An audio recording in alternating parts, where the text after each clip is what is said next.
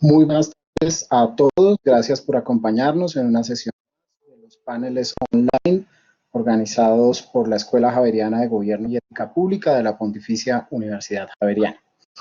En la tarde de hoy, querida comunidad de aprendizaje, estamos muy felices de saludarlos a todos, las personas que se encuentran en este momento conectadas desde Colombia, pero también desde Chile, para acompañarlos en la instalación de la Cátedra Sociedad, Instituciones, Comunicación y Contingencia, en donde adelantaremos diferentes conversatorios enfocados a analizar y entender el rol que tiene en Latinoamérica la comunicación y la ética en la comunicación. Quien les habla, Pierre Andrés Luna Algarra, coordinador académico de la Escuela Javeriana de Gobierno y Ética Pública. Es un gusto dar apertura a este evento coorganizado por la Escuela de Gobierno y Ética Pública de la Pontificia Universidad Javeriana de Colombia y la Escuela de Comunicación de la DUOC UC de Chile, y que representa una colaboración de instituciones a nivel internacional. Les recordamos que quienes nos acompañan en la realización de las 4 sesiones que integran este ciclo inaugural, hoy 22, el próximo 29 de septiembre, el 6 y el 13 de octubre, recibirán certificación por su participación en la cátedra, válida en una de nuestras instituciones educativas y según las regulaciones propias de cada país. Voy a darle paso a Clara Betancourt, quien hace parte de la Escuela de Comunicación de la DUOC UC de Chile, para que nos dé un breve saludo. Clara, bienvenida. Hola Pierre, buenas tardes a todos.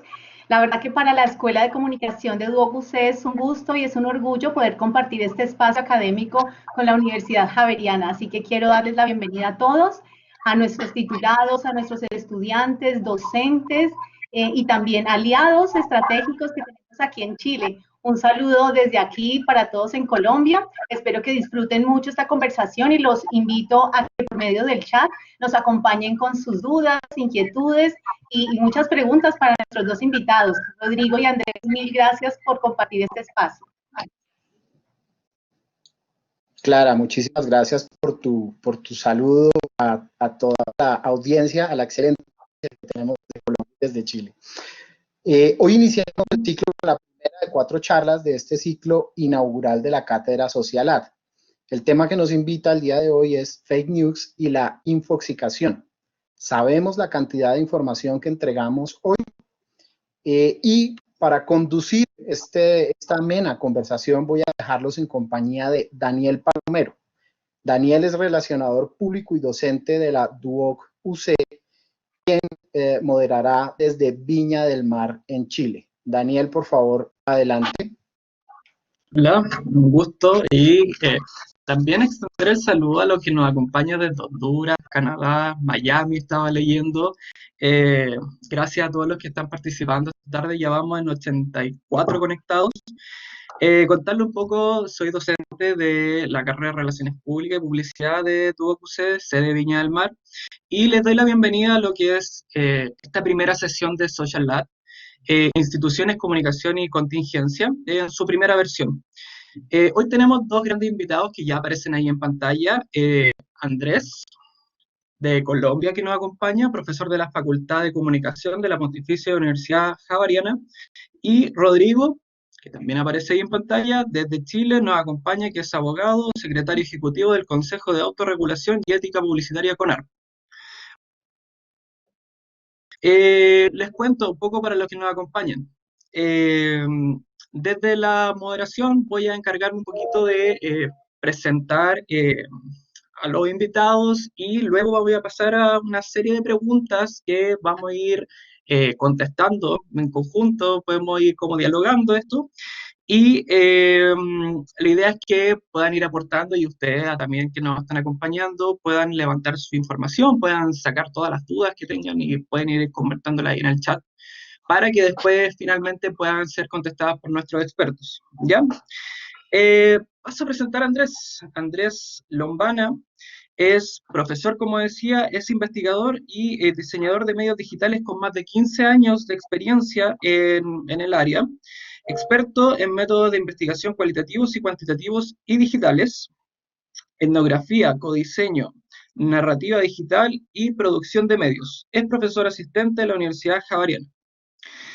Y Rodrigo Núñez Arenas, que nos acompaña, es secretario ejecutivo del Consejo de Autorregulación y Ética Publicitaria CONAR Chile hace 8 años, ex secretario general de la Asociación Nacional de Prensa, ex gerente de Asuntos Legales de Canal 13, secretario general fiscal y abogado de instituciones de educación superior. Ya los presentamos, ahora vamos a dejar con ustedes a Andrés, que parte su presentación, y luego pasamos a la presentación de Rodrigo.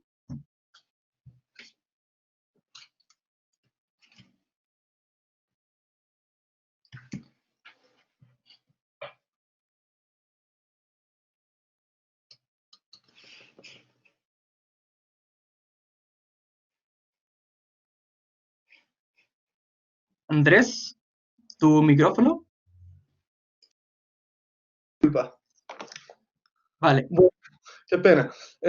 Muchas gracias por la invitación y por la presentación de Daniel y a los organizadores. Es un gusto para mí estar en esta cátedra y compartir con ustedes pues mis conocimientos y las investigaciones que he venido desarrollando sobre este problema de la desinformación, o bueno, tiene muchos nombres, ¿no? Es un problema tan complejo que ha tenido diferentes nombres, y hoy en 2020, pues además hemos visto cómo, digamos, la pandemia también le ha dado una connotación muy interesante en términos de infodemia o infoxicación, ¿no? Que tiene que ver con estos fenómenos de la circulación, la producción, el consumo de mucha información en un ecosistema mediático que es híbrido, es convergente. Están los medios análogos, los medios tradicionales, pero hay una multitud de medios digitales, y se construye sobre unos sistemas sociotecnológicos y también económicos en los cuales pues hay muchos intereses, ¿no? Hay intereses ideológicos, intereses económicos que han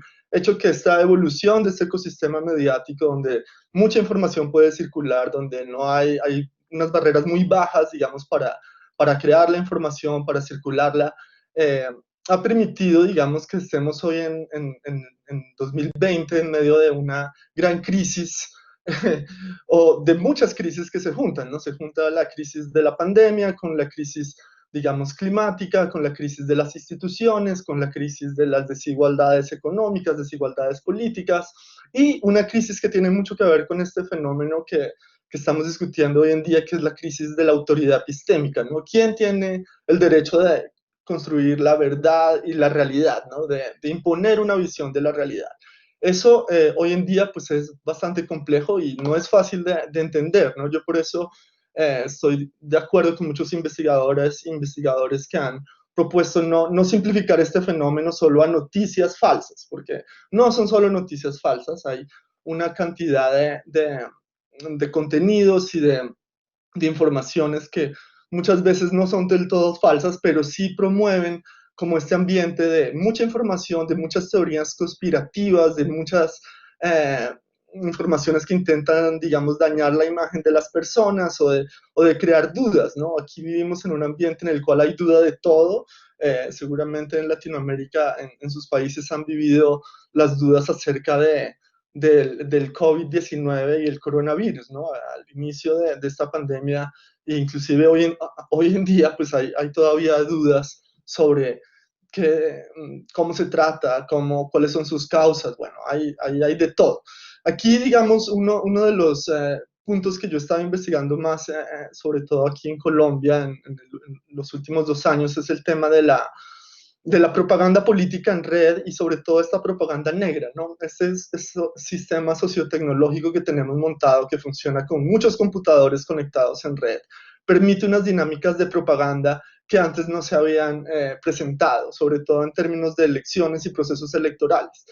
Justamente, pues estos términos de las noticias falsas o la posverdad surgen con las elecciones del Brexit en el Reino Unido, o la elección de Donald Trump en Estados Unidos. En Colombia tuvimos también nuestro plebiscito por la paz, en la cual también la desinformación ayudó, digamos, a que Colombia votara por un no a un acuerdo de paz, ¿no? En contra de, digamos, lo que todos esperábamos, que era, pues, apoyar un acuerdo de paz. Aquí ganó el no. Y eso, pues, estaba permeado por una campaña de desinformación. Entonces, en este contexto de comunicación política, este fenómeno de la desinformación y estos desórdenes de la información que me interesa mucho que los pensemos. Aquí yo les comparto una gráfica de una investigadora que se llama Claire Wardle, que ha estado desarrollando estas teorías de los desórdenes informativos o los desórdenes de la información para entender la complejidad, ¿no? No quedarnos solo en el tema de que son unas noticias falsas. Y ella ve todo un espectro que va desde una información que puede hacer poco daño, que es falsa pero hace poco daño, hasta una información, o ella la llama malinformación, que puede causar mucho daño. Y en la mitad de esos dos puntos está la desinformación. Ella, digamos, tiene un reporte que publicó el año pasado, que es como la guía esencial para entender el desorden informativo. Y, digamos, aquí les muestro una grafiquita que está en ese informe, en el cual se puede ver la variedad de contenidos que hay, ¿no? Que van desde de la sátira o parodia hasta los titulares, digamos, que hacen una falsa conexión con las noticias, como para desviar la atención, hasta, digamos, el contenido fabricado, que pueden ser videos, pueden ser imágenes o memes, también el contenido manipulado donde se intenta, digamos, presentar imágenes o audios o videos que existen realmente, que existieron, pero sacados de contexto, editados y puestos de otra manera, pues se vuelve como un contenido que tiene la intención de hacer daño. Y pues no me voy a detener aquí, pero me interesa sobre todo pensar en esa variedad de desórdenes de la información para que tratemos también de ampliar la discusión no solo al tema de noticias, sino que esto, digamos, en nuestro ecosistema circula sobre todo en redes sociales como memes, como presentaciones, audios, videos. Y en este contexto de desinformación es muy importante que todo este contenido que se genera para justamente generar esta sobreabundancia de información que tiene una intencionalidad de generar dudas, de crear como otras alternativas de realidad, se conecta mucho con las emociones de las personas. Entonces, en este ecosistema mediático en que vivimos y en todas estas aplicaciones y redes sociales y plataformas, ellas, las empresas, porque son empresas privadas, sobre todo han explotado la debilidad psicológica que tienen los seres humanos. Nosotros como humanos y como especie tenemos unos sesgos cognitivos que nos hacen conectarnos con contenido emocional y nos hacen recircularlo, nos hacen creer en él, nos hacen buscarlo, porque eso confirma nuestros sesgos. Y eso ha generado también que, digamos, toda esta sobreabundancia de información circule en medio de como humanos que están interesados en confirmar sus sesgos. Esto tiene unas complejidades que, digamos, podemos abordar ya cuando estemos en la discusión, pero me interesaba sobre todo pensar en esa epistemología de las emociones, ¿no? Donde las emociones es lo que da validez a una información y la crisis que eso genera, digamos, para las democracias, para la gobernanza del mundo y también como para el consenso, ¿no? Y la deliberación. Y yo dejaría ahí mi presentación. Muchas gracias.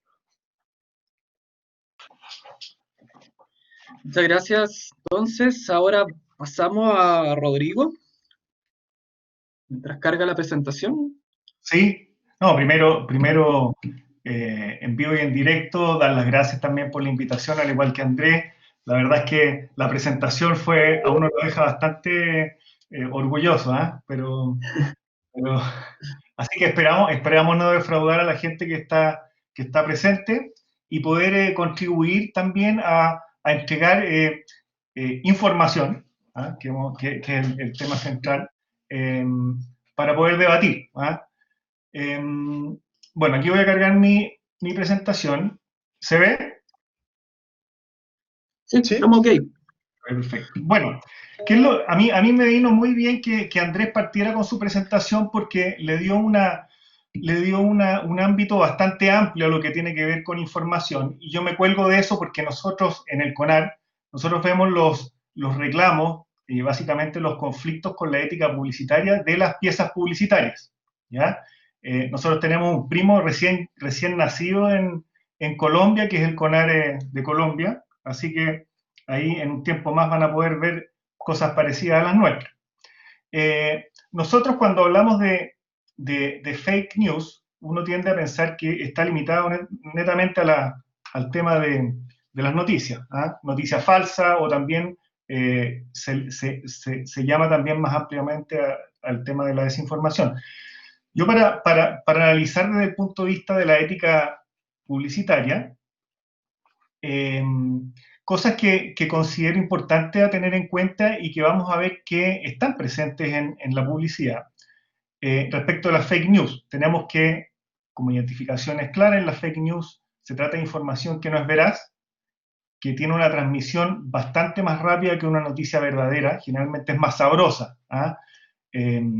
Tiene apariencia de ser creíble, ¿ah? No es cualquier disparate, sino que tiene alguna base. También buscan generar impacto y emociones en el público, por eso son tan percibidas y son tan comunicadas al resto.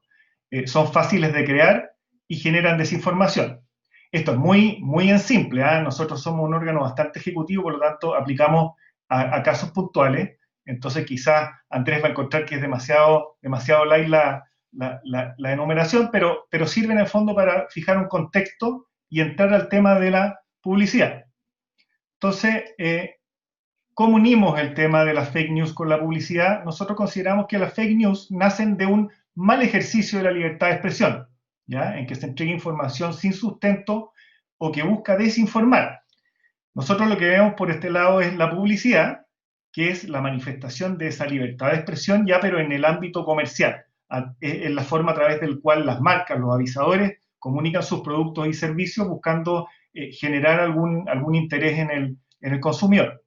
Y la falta de veracidad para nosotros es una falta ética publicitaria, es grave. De hecho, hasta hace un tiempo el único artículo que era apelable del tribunal que tenemos nosotros a una segunda instancia eran las que se referían a la falta de veracidad. Ahí vamos a ver un poquito más, sin entrar en tanto detalle, pero explicarle un poco qué es lo que entendemos nosotros. Y para nosotros es muy grave porque afecta la confianza del público en la publicidad, que es el principio central nuestro, y daña al final la industria publicitaria, porque la gente empieza a decir que la publicidad que se miente, etc. Y eso es lo que nosotros queríamos proteger a través de este organismo que es de autorregulación. Nosotros tenemos más de 30 años de existencia y promovemos las buenas prácticas y la sana competencia. Como ya les decía, el artículo central, que era el apelable, era el que se refería a la publicidad que debía ser honesta y veraz. ¿Ya? Ahora, uno se pregunta cuándo una publicidad no es honesta o no es veraz. Y nosotros tenemos es un artículo extenso que se refiere a este tema, pero yo la circunscribí a estas 5 situaciones. La primera, cuando incluye afirmaciones publicitarias sobre aspectos objetivos sin estar respaldados. Ejemplo, un producto hace tal cosa, ¿ya? Está respaldado, de lo contrario también hay una desinformación, se está diciendo algo que no es verdad. También cuando puede conducir error o confusión en la forma en que sus elementos se combinan, es decir, puede que lo que esté diciendo el aviso sea cierto, pero la forma en que se construye agrega una serie de elementos que terminan haciendo confundir al público. También, y a propósito de lo que dijo Andrés de la debilidad humana, nosotros la tenemos recogida como la ingenuidad del consumidor. Cuando una publicidad se vale de la ingenuidad del consumidor, también consideramos que está atentando contra la honestidad y la veracidad. También cuando hay una pretensión exagerada. ¿Qué significa eso? Que yo tengo pruebas para decir algo, pero en la comunicación publicitaria yo extiendo los atributos, las cualidades, las características de ese producto más allá de lo que yo puedo probar. Y finalmente, que esto es bastante usual tratándose de publicidad comparativa, es cuando en un aviso comercial se trata el aviso, digamos, de una manera con un tono excluyente, es decir, yo soy mejor que el resto, yo soy el número en tal o cual cosa. En esos casos, y es más grave, cuando tú no tienes un sustento para proclamarlo, digamos, algo que nosotros consideramos que es una falta a la honestidad y a la veracidad. Y aquí lo que entretiene más que las palabras y que me vean mi cara, son los ejemplos de publicidad, porque uno ahí ve in situ cuáles son las situaciones que pueden considerarse que atentan contra la veracidad y la honestidad. Aquí tenemos, por ejemplo, estos son casos reales que nosotros fallamos en el CONAD. Tenemos este aviso, que era de una marca de productos de comida, en que lanzaba una publicidad, esto era en una red social. Tenemos 200 entradas VIP para regalar a Lollapalooza. O sea, Lollapalooza es un festival por todos conocido, que es bastante atrayente, sobre todo para los jóvenes. ¿Y qué es lo que pasaba con esta publicidad? La publicidad era una broma, porque había aparecido el Día de los Inocentes. Bueno, nos llegó obviamente por una persona que había participado y después quiso cobrar el premio y le dijeron que era una broma. Entonces nosotros en la resolución consideramos que no era honesta ni veraz, porque en ninguna parte se advierte que es una broma. Y por lo tanto, lo que hace es, trabaja con la ilusión del público y finalmente es engañado. Entonces, este tipo de publicidad para nosotros es éticamente reprochable. Tenemos esta, rayé la marca para que no la puedan identificar, quizás lo hacen, pero bueno. Esta publicidad es bastante, entiendo yo que está a nivel de Latinoamérica, y que hablaba de que 8 de cada 10 gatos prefieren, y salía la marca. ¿Ah? En este caso, la afirmación es clara de que los gatos prefieren un determinado producto, por lo tanto, el competidor reclamó de que eso tenía que ser acreditado, y al ser dado el traslado al avisador, no pudo hacerlo. No obstante, insistía en que tenía la razón, pero bueno, si no lo puedes probar, digamos, no, el resto son palabras. Aquí tenemos otro caso en que es bastante común que las marcas tiendan a hacer comparaciones o challenge con otras para demostrar sus mejores efectos, ¿ya? En este caso, se comparaba con una marca regular de pastas de dientes, y en los informes, al reclamarse, en los informes, me salen unos characas, se logró acreditar que el rendimiento del producto que se estaba promocionando era mejor. Pero la forma en que se presentó en la publicidad, que era un spot de televisión, no era correcta. Había una pretensión exagerada, porque si ustedes se fijan, por ejemplo, ahí el diente del producto promocionado está blanco, incluso en algunas escenas aparecía con una estrellita, con un brillo, en cambio el otro producto aparecía café. ¿Ah? Entonces, la verdad es que eso es una exageración que al final mueve a confusión y no es reprochable éticamente. Y finalmente, tenemos esta otra publicidad, que era de una compañía de telefonía celular, en que señalaba que tenía cobertura nacional 4G, y en la locución hablaba de que en todo Chile tenía esta cobertura. Bueno, reclamó un particular, porque nosotros recibimos reclamos de particulares, de organismos del Estado y de los distintos participantes de la industria publicitaria. En este caso no lograron acreditar y muy de lejos, digamos, lo que tenían en la página web era justamente identificar los lugares en los que sí había cobertura. Pero uno no puede hacer una declaración tan amplia porque lo que se genera es confusión, es desinformación y al final un engaño al público que termina desconfiando de la publicidad. Eso es lo que tenía yo para iniciar las conversaciones. Súper, muchas gracias, Rodrigo. Sobre todo la del gato, no vamos a decir la marca, pero que lo prefieren, lo prefieren. Vamos entonces con la ronda de preguntas.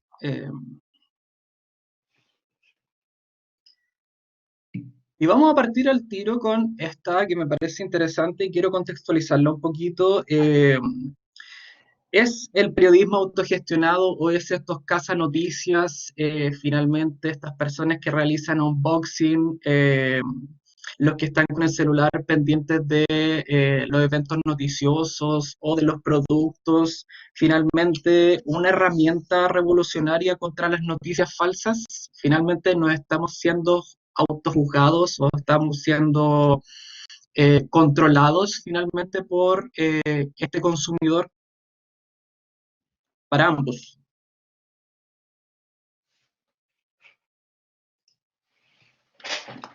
Yo hablé harto, así que si quieres dejamos a Andrés ahí que... Partimos con Andrés. Vale. Yo creería que, o sea, ese periodismo autogestionado, digamos, cuando están haciendo estos procesos, sobre todo de verificado, de fact-checking, pueden ayudar, ¿no? A- a visibilizar estas noticias falsas, a identificar, digamos, las falacias lógicas, estas estrategias retóricas que se utilizan en las noticias falsas, pero no lo llamaría como una herramienta revolucionaria, ¿no? Yo creo que, digamos, para combatir este fenómeno de desinformación se necesitan esfuerzos multisectoriales y pues esta es una parte o un actor que puede ayudar, pero pues, se necesita también, digamos, que los grandes medios de comunicación estén también poniendo atención a este tipo de desinformación. Las mismas plataformas tecnológicas donde circula la información tienen un rol muy importante a la hora de su gobernanza y de, digamos, como compartía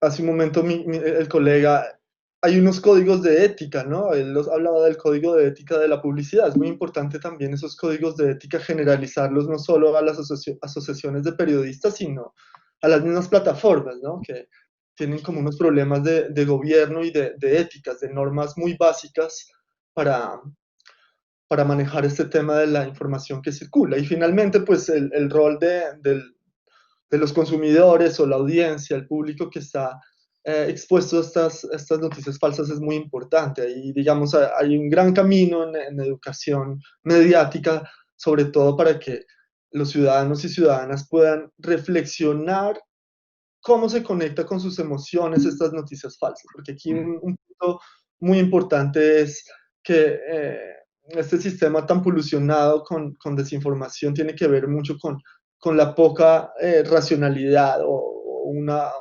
humanos muy guiados solo por sus emociones y por confirmar sesgos cognitivos que tienen. Eso sería lo que yo diría al respecto. Sí, yo quisiera agregar algo que, porque a mí, mira, por esas cosas de la vida también me tocó trabajar en Consejo de Ética de los Medios de Comunicación. Esto del periodismo autogestionado de repente tiene un peligro, que uno dice, un particular, digamos, que quiere entrar a hacer este periodismo, que la verdad es que uno tiende a pensar que un medio tradicional, grande, tiene más pasos para el chequeo de una noticia, por ejemplo. En cambio, con la inmediatez de los medios y que las personas tienen esta facilidad para entregar noticias, es donde uno se puede encontrar, digamos, claro, hay periodistas que lo pueden hacer muy bien, digamos, generando sus propias notas, pero hay otros que no, digamos. Entonces, ahí está cómo fijamos ese control. Nosotros, a través de la autorregulación en esa vía, podíamos hacer algo, pero para eso necesitábamos que estuvieran adscritos a esa autorregulación. Y esa adscripción la tenían solamente los medios tradicionales, no cualquier persona, digamos, porque no le interesaba.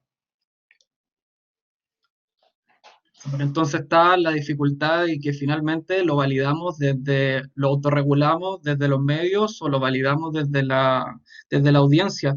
Y en conexión con esto, en esta era de la posverdad, finalmente estas fake news o todo este movimiento son hijas del desencanto y del miedo que tiene la gente.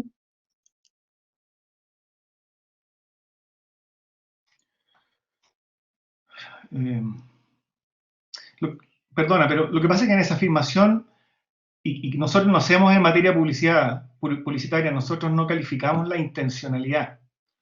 Y y aquí, para analizar esta frase, creo yo que uno tiene que entrar al tema de la intencionalidad. ¿Ah? ¿Cuál es la intención de una fake news? Porque estamos entendiendo que fake news no es una, o yo por lo menos no lo creo, fake news no es una noticia en que hay un error puntual, en que dije, no sé, una noticia en que se señala que tal persona fue atropellada y en realidad pasó algo distinto, pero por un error, no sé. Aquí estamos hablando de algo un poco más grave, creo yo, una creación un poquito más grave, o una noticia creada de manera negligente, o sea, sin informarse mucho. Nosotros estamos en un tiempo en que la gente tiene exceso de información y la verdad es que cada vez creo yo que lee bastante menos. Entonces, se va mucho de las primeras impresiones y por eso tienen tanta fuerza estas fake news, porque es interesante el contenido, rompe y por lo tanto, mandémoslo. Y la verdad es que hay una cantidad de retuiteos, sobre todo de las noticias falsas, sobre todo las que tienen que ver con escándalos, farándula y todas esas cosas, que la verdad es que, nada, hay una proliferación. Súper, Andrés. Sí, gracias. Yo estaría de acuerdo con Rodrigo que tal vez no, sí, la causalidad, digamos, de esta desinformación no es que tenga que ver con el desencanto y el miedo, aunque sí hay una intersección en estas crisis que tenemos hoy en día, una de ellas justamente una crisis política de representación, una crisis económica de desigualdades muy grandes. Pero no es que sean hijas, o sea, yo creo que en este terreno de la desinformación y en esta lucha epistémica por construir una realidad y por tener el poder, digamos, también hay una lucha por el poder de definir qué es la realidad y qué es la verdad, pues se explota más bien, el desencanto y el miedo es una debilidad que existe en estas sociedades y la cual se explota con este tipo de desinformación.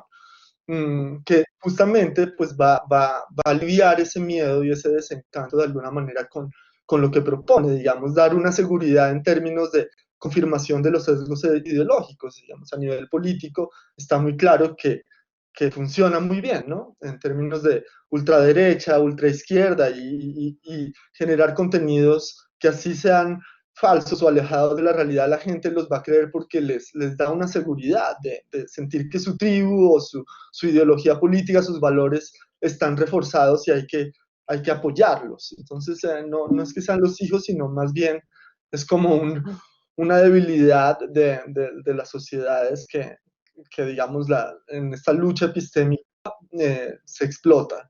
Eso sería lo que yo diría. Me quiero tomar de lo que señala Andrés y me parece que vamos al tiro con la pregunta que es como compleja. Tenemos todos rasgos sociópatas, conectamos con esta emocionalidad, hay una intención de negocio finalmente o una mala intención, como señalaba Rodrigo, es una cuestión solamente de poder, hay un factor económico, no, hay grupos que se benefician finalmente con esta desinformación o es una mezcla, es un mix de todo.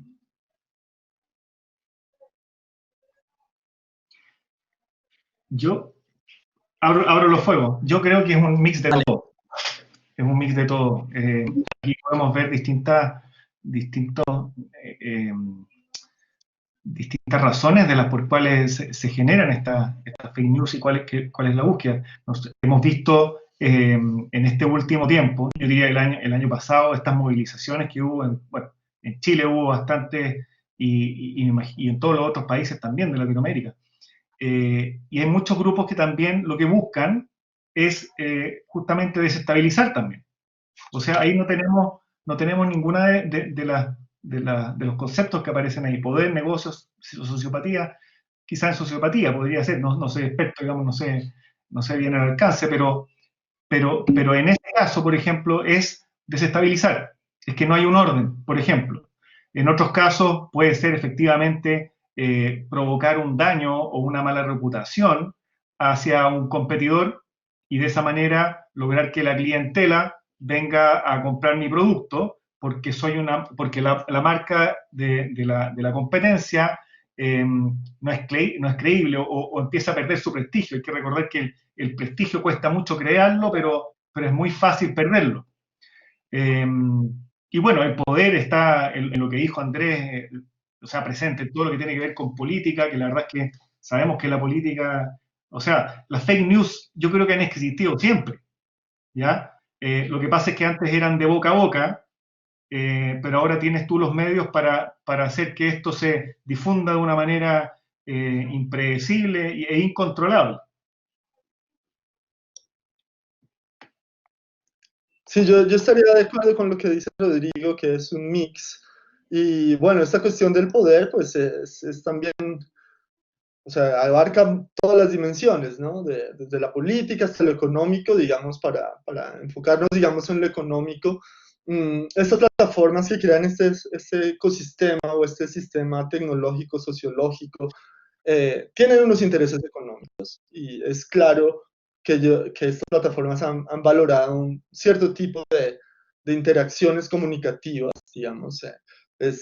O sea, no, hoy en día, en 2020, no es o sea, no es un secreto que el modelo de negocio de las grandes corporaciones, Google, Facebook, eh, Apple, está basado en publicidad y en vigilancia, ¿no? Y en poder hacer perfilamiento de sectores poblacionales a nivel masivo para luego poderle dar contenidos que les permitan a estas poblaciones hacer clic, o lo que se llama como clickbait, inclusive también en medios que son más chicos.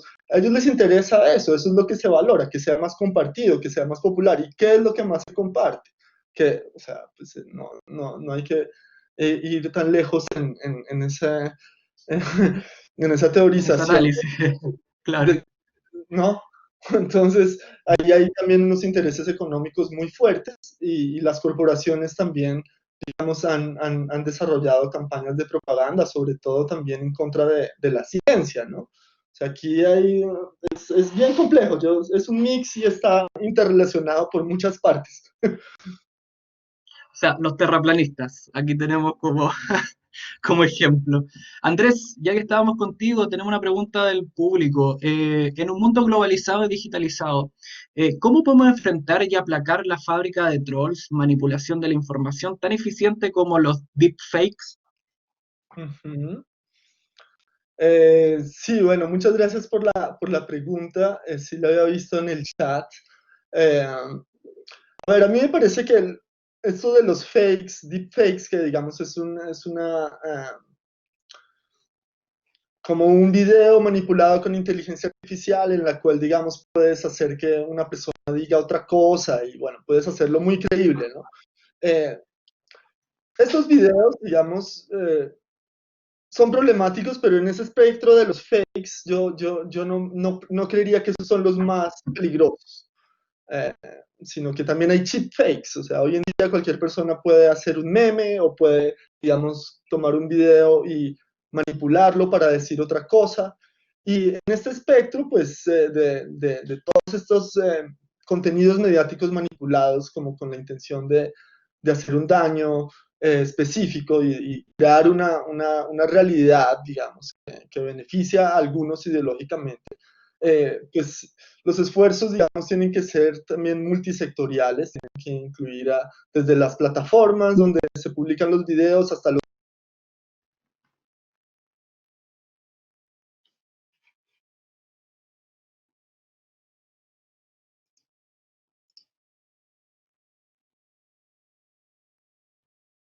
Andrés, ¿te perdimos? Yo sigo, así que por último, pero no para tomar ese tema. Vamos, Rodrigo, con una pregunta para ti. Ya, perfecto. ¿Consideras que una ley de medios sería factible para combatir toda la información falsa? Y en esa misma línea, ¿cómo podríamos generar un acuerdo o para no invadir como la libertad de expresión? A ver, yo como miembro de un organismo de autorregulación no puedo estar de acuerdo con que se regule. ¿Ah? Nosotros, y la autorregulación, la base es que la misma sociedad civil pueda ponerse de acuerdo, establecer normas básicas de buen comportamiento, de manera tal que se cumplan esas normas. ¿Por qué? Porque todos contribuimos a fijarlas. Entonces no es la autoridad la que me está diciendo que algo está mal o que no se debe hacer, sino que son los pares. Mis propios pares me dicen lo que tú estás haciendo está mal. Entonces, en ese sentido, creo yo que hay que darle una oportunidad a la autorregulación, que no por el hecho de que sea difícil uno va a dejar de hacerlo. Normalmente la gente tiene esa idea de que lo más fácil es sacar una ley. Tiene un problema, vamos a la ley. Y los diputados y los senadores lo que buscan también, realzan, no sé si hay alguno acá presente, pero me perdonarán, tienden a tener esa solución, quizás no por maldad, no sé, sino que por un tema de que están acostumbrados, y acá en Chile estamos muy acostumbrados a que cualquier problema se soluciona con la ley. Y creo yo que hay que darle una oportunidad. Quizás lo que se podría hacer es que si la idea es legislar o regular el tema, es decir, ok, regulémoslo, pero demos la oportunidad de que la autorregulación actúe primero, veamos si funciona, y luego a las entidades que no cumplen, o a las personas, o lo que sea, les caerá el rigor de la ley. Pero creo yo que tenemos que avanzar un poco en eso, no podemos estar dependiendo siempre de que el Estado nos diga qué es lo que hay que hacer y qué es lo que no hay que hacer. Nosotros también, a la gente le gusta tener opinión, por lo tanto, esta es la manera en que pueden hacerlo también. Súper, no sé si Andrés pudo volver. Ya regresé, qué pena, se me fue el internet aquí. Maravilloso. Sí, yo creo que es fundamental el tema de la autorregulación para todos estos procesos. Y ya como para ir, sí, vamos a sacar una pregunta más, pero finalmente quiero dejarlos con esta, de las que estábamos en pauta.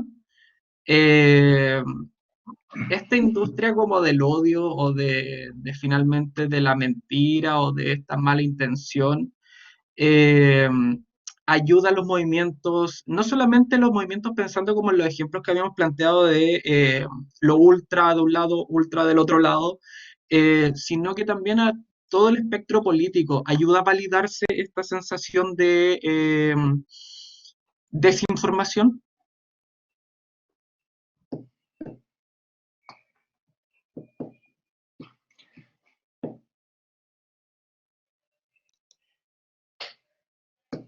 Andrés, ¿querés tú comentar? Vale.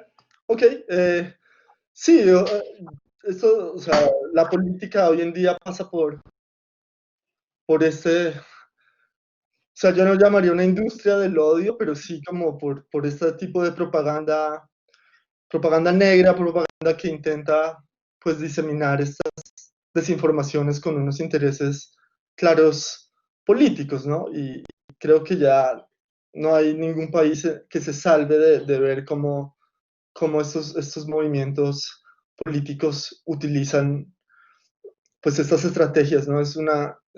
Podría llamarse también como una guerra de información, ¿no?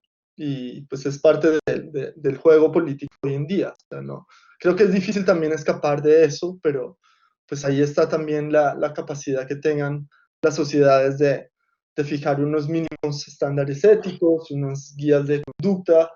Aquí en Colombia hemos visto en elecciones recientes que algunos políticos en algunas ciudades, digamos en 2019, decidieron hacer pactos para no utilizar estas estrategias de desinformación. Pero es complicado y yo creo que ahí es un proceso que como sociedades democráticas los movimientos políticos tienen también que asumir esos códigos de ética, esas normas mínimas, como para no seguir incendiando, porque una vez el fuego está ahí, pues es muy fácil prenderlo más, ¿no? Yo aporto una cosita. A mí me parece que el uso de esta desinformación quizás al inicio puede ser utilizada con fines de validarse. Pero yo creo que como todas las cosas, a la larga, el efecto se da vuelta. El que trata de desinformar y desinformar, la gente también se cansa. cuando ya lo descubren, cuando descubren que la noticia es falsa, que fue hecha de una manera artificiosa para lograr algún fin, esa entidad, partido, persona, lo que sea, termina siendo desacreditado y actualmente hemos visto como la gente toma acciones, digamos. Entonces al final no sirve. Y yo lo traslado al ámbito publicitario, una marca que tiende a romper los estándares éticos en forma reiterada porque tiene una estrategia de marketing que busca eso, que busca el impacto, que es rupturista. Quizás el efecto el más próximo es que le vaya bien, pero yo creo que al tiempo la verdad es que el prestigio empieza a decaer, digamos, ¿no? La gente se empieza a cansar y la gente también quiere transparencia, quiere verdad, que le digan, que no lo engañen. Eso es lo que por lo menos creo a este respecto. Y un poco en conexión a lo que nos planteabas del público, y ya como para ir conectando como al cierre, como para que no quedemos como con el ambiente como negativo, ¿cuál sería como la recomendación, cuál sería como este antídoto contra estos movimientos de información o desinformación, fake news, memes que se viralizan? Finalmente, es la duda, tenemos que dudar de todo lo que estemos expuestos finalmente como esfuerzo comunicacional. Yo, perdona Andrés, me tomo la libertad de partir, pero hay cosas que tú no tienes para qué jugar, digamos. O sea, hay cosas eh, que parecieran ser verdad, pero bueno, también depende de dónde lo leo, ¿ya?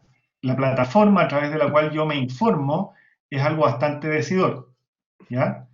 Por eso yo hablaba antes de los medios tradicionales que tienen un chequeo más, que pueden también equivocarse. Si aquí todos se pueden equivocar, lo importante es hacerse responsable de los errores.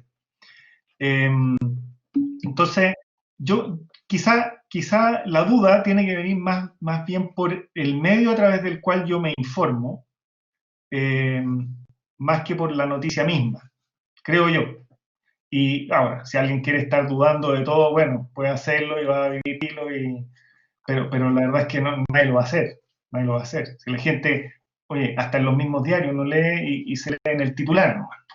Y en las redes sociales, la verdad es que la especialidad es poner titulares que llaman la atención y el resto, si es que alguien lo lee, no tiene mucho más contenido. Andrés.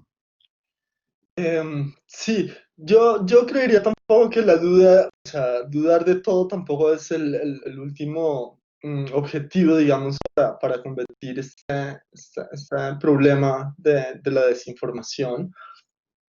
Creo que hay también una labor, pues, de poder discutir, digamos, abrir espacios de discusión que vayan más allá de la simple, como estos sistemas de fact-checking no verificado se han puesto muy de moda, ¿no? Como poder tener estos expertos que te dicen, esta noticia es falsa, esta noticia es verdadera. Y bueno, los medios, digamos, casi en Latinoamérica han surgido varias iniciativas que han sido útiles en algunos momentos. Pero hay una labor también como más pedagógica y cultural de poder poner esas desinformaciones en discusión y poder hacer, digamos, que estos sesgos cognitivos la gente pueda ser consciente de ellos, ¿no? Como llevarlos a un terreno que la emoción no sea lo que prime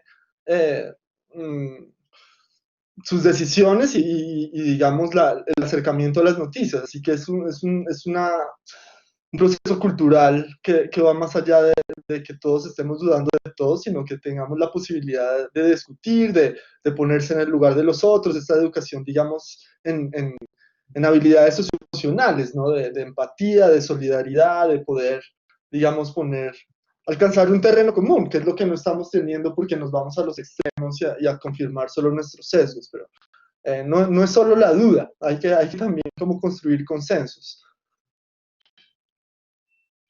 Súper, súper, o sea, arrancar de repente y también ser empático desde nosotros, desde la academia, estamos formando publicistas, relacionadores públicos que se van a ver expuestos a este clickbait, es como típico de no sé, las 7 fotos más impactantes, en las 5 no la podrás creer. Entonces, finalmente, ¿cómo arrancamos y cómo nos vamos regulando y vamos autoeducando a, sobre todo a las nuevas generaciones que se van a ver impactadas con estos esfuerzos? Diego nos pregunta que si el CONAR puede regular la ética o puede estar vinculada a la propaganda política en cuanto a la desinformación o está fuera de la jurisdicción del CONAR. Sí, bueno, ahí mi colega Jorge Jarpa, que trabaja con nosotros también en el CONAR, se adelantó y respondió. El CONAR se aplica a la publicidad, a los spots, a eso, ¿no? La propaganda lo que transmiten son ideas, ideologías, movimientos religiosos. No vemos eso nosotros. La publicidad, por esencia, busca promocionar bienes y servicios, productos y servicios. En eso nos concentramos. Podemos opinar respecto del resto, pero la verdad es que no es nuestra especialidad y la verdad es que un caso que llegara por alguna propaganda, que alguna vez nos ha llegado, por ejemplo, respecto de un senador que aparecía hablando en una pieza, digamos, en televisión, lo trataron de pasar porque estaba diciendo cosas que no eran reales. Nosotros le dijimos, mire, eso es propaganda, no podemos nosotros intervenir ahí. Oye, y quisiera aprovechar que me diste la palabra de unas cosas que parecían, unas preguntas, a propósito de, ¿cómo se llama esta marca que da alas? ¿Ah? Red Bull. Porque a propósito de esto de la duda que mencionábamos antes, en publicidad existe lo que es una licencia publicitaria, ¿ya? Es que hay cosas que si bien no son ciertas, 100%, se pueden decir, hay una exageración tolerable, ¿ya? Por ejemplo, y a propósito de la duda, si te dijeran en una publicidad que tal producto te da alas, tú no vas a pensar que te va a dar alas de verdad. Por lo menos la media de la población no lo va a pensar. Entonces, es tolerable. Hay un grado de tolerancia, ¿ya? Por eso ahí, quizá, llevándolo al plano de la desinformación, duda de lo que realmente te puede engañar. Ahora, todas las personas es verdad que son distintas, pero si uno lo mira desde el punto de vista de una persona promedio, puedes llegar a eso, ¿no? A permitir estas licencias. Nosotros en Derecho, y lo último, para no latear, nosotros en Derecho nos enseñan la figura del dolo, ¿ya? El dolo es la intención de producir mal o daño. Y nosotros nos enseñaron una figura que es la del dolo bueno. ¿El dolo bueno qué es? Cuando yo voy a una verdulería y me dicen, señor, compre esta manzana, es la más rica del mundo. El tipo está diciendo que algo que lo más probable es que sea mentira, pero nadie lo va a creer. O la verdad es que si lo compro no va a ser por esa razón, ¿ya? Entonces ahí hay que tener un poquito de, quizás algún parámetro para ver de qué dudo y de qué no. Sentido común. Eso. Que es el menos común de los sentidos finalmente. Y ya para ir cerrando, la última pregunta, ¿cómo educar a las nuevas generaciones para que sean críticas a la hora de enfrentarse a estas situaciones?